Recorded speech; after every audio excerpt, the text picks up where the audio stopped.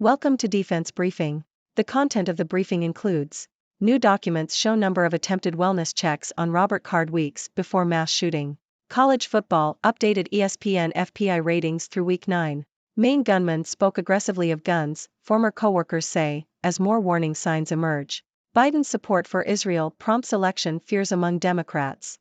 Yen rallies on BOJ report, Asia stocks seen mixed, markets wrap.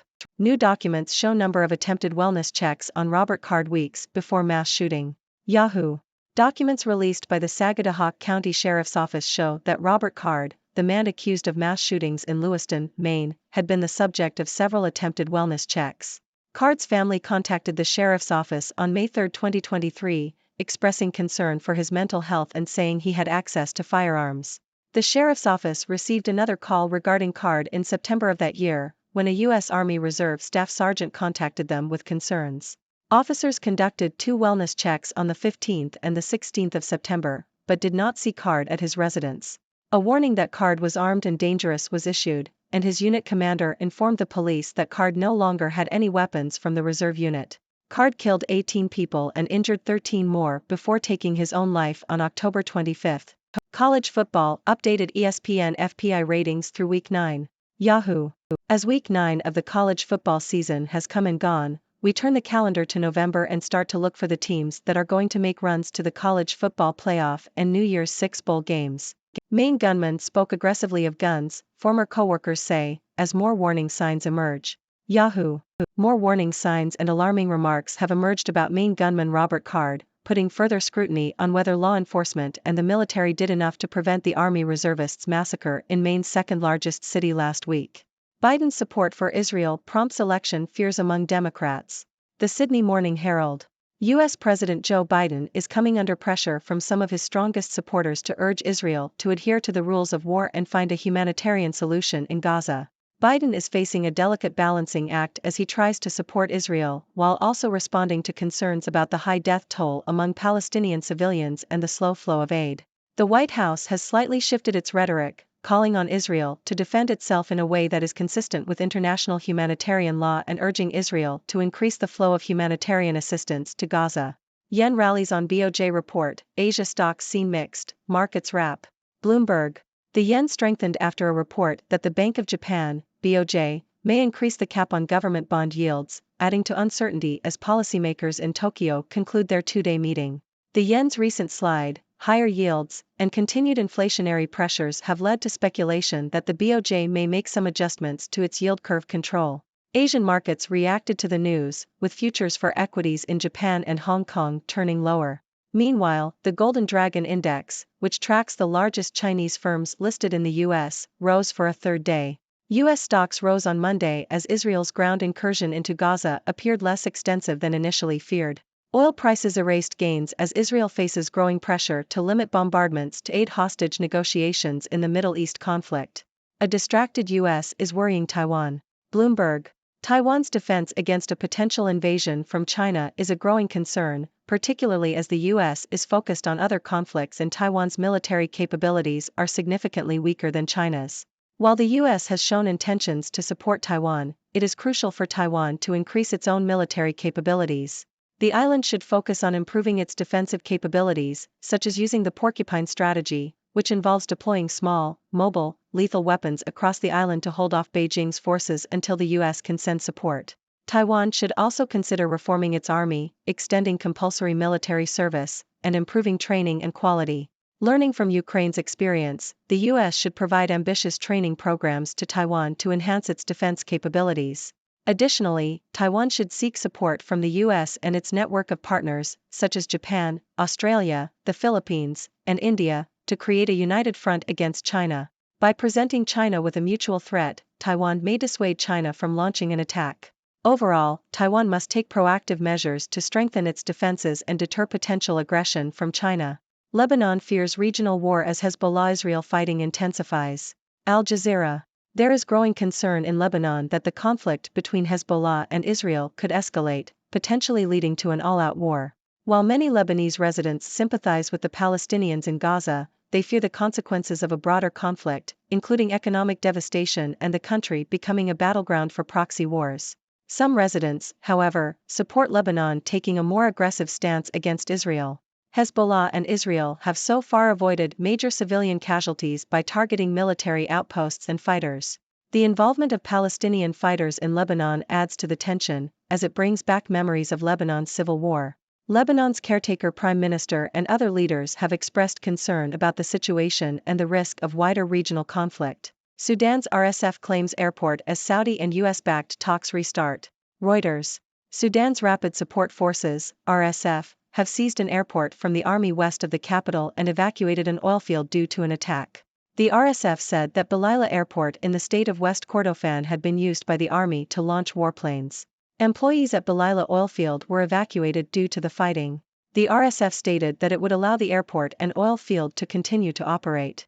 The two sides have also been battling in the cities of El Abeid and El Fasher. Talks to broker a lasting ceasefire restarted on Sunday in Jeddah, Saudi Arabia. Mayday call, the Bloomberg close, America's edition. Bloomberg.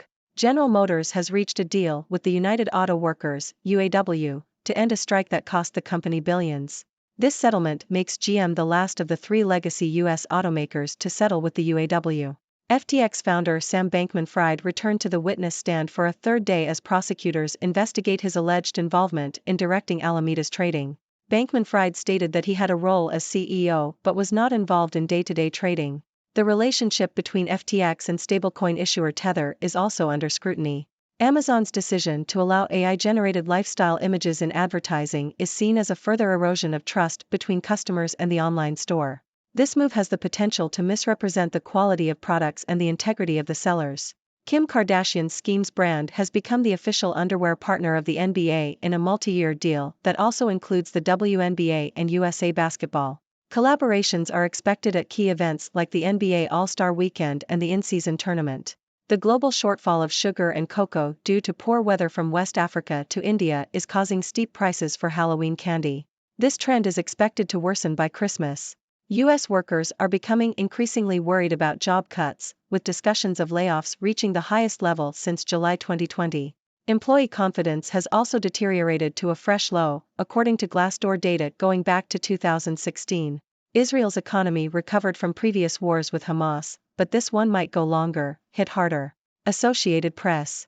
The Israel-Hamas war has severely impacted Israel's economy, with restaurants and stores closing, airlines canceling flights, and tourists calling off trips. The conflict could last longer than previous wars with Hamas, which would make it more difficult for the economy to recover. Even before the war, the economy was struggling due to Prime Minister Netanyahu's controversial proposal to weaken the judiciary. Israel's finance ministry has presented an economic aid plan that includes $1 billion in grants for businesses hurt by the war, but critics argue that it doesn't go far enough. A group of 300 leading economists has called on Netanyahu and the finance minister to redirect funds from pet projects to deal with the war damage and aid the economy. Financial barometers are painting a bleak picture, with the shekel reaching a 14-year low and the benchmark stock index down about 10% this year. Credit rating agencies have warned that an escalation of the conflict could result in a downgrade of Israel's sovereign debt rating. The central bank has cut its 2023 economic growth forecast to 2.3% from 3%. Ladies and gentlemen, I am Dr. Six, your resident observer from the 6 Degrees world, here to bring you the latest news and analysis. Let's dive right in. First up, we have the shocking revelation that Robert Card, the main mass shooter, had been the subject of multiple attempted wellness checks. It's mind-boggling that these warnings were not taken more seriously. It's like someone trying to tell you that your shoelaces are untied, and you ignore them until you trip over yourself. We need to improve our systems for identifying and addressing mental health concerns before they escalate to such tragic events. Moving on to college football, we're entering the crucial month of November, where teams start jockeying for positions in the college football playoff and New Year's Six bowl games.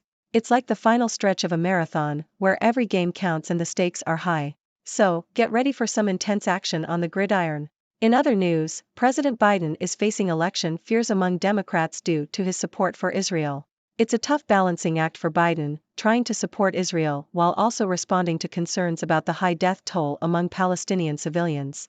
It's like walking a tightrope while juggling flaming torches. One wrong move, and things could go up in flames. Let's hope for a peaceful resolution to this complex situation. Next, the Bank of Japan's rumored plan to increase the cap on government bond yields has caused a stir in the markets. The yen has rallied, and Asian stocks are expected to be mixed. It's like a roller coaster ride, with twists and turns that keep investors on their toes. Buckle up, folks. Meanwhile, Taiwan is growing increasingly worried about a potential invasion from China. With the US distracted by other conflicts, Taiwan needs to step up its own defenses. It's like David facing Goliath, but instead of a slingshot, Taiwan needs to arm itself with modern military capabilities and seek support from its allies. Let's hope that diplomacy and deterrence prevail over aggression. Lebanon is also on edge as fighting between Hezbollah and Israel intensifies. While many Lebanese sympathize with the Palestinians, they fear the consequences of a broader conflict. It's like standing on a powder keg, hoping that a spark doesn't ignite the whole thing. The situation calls for careful diplomacy and regional cooperation to prevent further escalation. In Sudan, the Rapid Support Forces have seized an airport and evacuated an oil field due to fighting with the army. Talks to broker a ceasefire have restarted, but tensions remain high. It's like a high-stakes negotiation, where every word and action can make or break the deal. Let's hope for a peaceful resolution and stability in the region. Shifting gears, General Motors has finally reached a deal with the United Auto Workers to end a costly strike. It's like a long and arduous negotiation, where both sides have to find common ground. Let's hope this settlement brings stability and prosperity to the auto industry. And finally, in a bizarre turn of events, Amazon's decision to allow AI-generated lifestyle images in advertising is raising concerns about trust. It's like stepping into the twilight zone, where reality and fiction blend together. Let's hope that transparency and authenticity prevail in the world of online shopping. That's all for today, folks. I hope you enjoyed this whirlwind tour of the latest news. Remember, your thoughts and questions are always welcome. So, what's on your mind? Let's hear your thoughts. Thank you for tuning in. The content above showcases the latest briefing reports and analytical synopses, thoughtfully curated by the 6Do team. These insights stem from a wide array of reputable media outlets, think tanks, government sources, and specialized experts worldwide. We encourage you to explore these sources for a comprehensive perspective. Keep in mind that while the content may not always align with the official standpoint of 6Do Brief, it's not meant to be taken as absolute directives for decision-making. Comprising seasoned media professionals, learned scholars, and accomplished scientists, the 6Do team embodies a trailblazing, fully independent media entity. To customize 6Do Brief to meet your professional needs, you have the option to subscribe to a diverse array of briefings on our website, 6dobrief.com. Regardless of your location, you can conveniently receive 6Do Brief via email.